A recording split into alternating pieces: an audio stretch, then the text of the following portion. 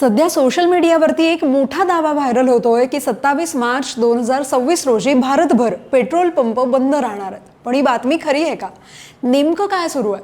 कारण इंधन टंचाईबाबत काल रात्री पुण्यात थोडीशी वेगळी परिस्थिती नक्कीच दिसली। वारजे आणि एक्सप्रेस वे परिसरात काही ठिकाणी अचानक गर्दी झाली, काही पेट्रोल पंपावर इंधन संपल्याचं सांगितलं गेलं, पण यामागे कारण टंचाई नाही तर भीती आणि अफवा आहे। दरम्यान पुण्यात पेट्रोल पंप असोसिएशननं एक गंभीर इशाराही दिलाय। अलीकडेच भैरोबा नाला आणि येरवडा इथे पेट्रोल पंप कर्मचाऱ्यांवर हल्ल्याच्या घटना घडल्या, त्यामुळे रात्री काम करणाऱ्या कर्मचाऱ्यांमध्ये भीतीचं वातावरण निर्माण झालंय। अशा सगळ्यात जर पोलिसांकडून योग्य सुरक्षा मिळाली नाही तर संध्याकाळी 7 वाजेनंतर पेट्रोल पंप बंद ठेवण्याचा निर्णय घ्यावा लागू शकतो, असा इशारा देण्यात आलाय। म्हणजेच सध्या पुण्यात पेट्रोलची टंचाई नाहीये, पण परिस्थितीवरती लक्ष ठेवणं गरजेचं आहे। दुसरं महत्त्वाचं आणि स्पष्ट सांगायचं तर भारतामध्ये पेट्रोल पंप बंद होणार अशी कोणतीही अधिकृत घोषणा अद्याप झालेली नाहीये। जी पोस्ट व्हायरल होतीये ती प्रत्यक्षात पाकिस्तानमधल्या परिस्थितीशी संबंधित आहे।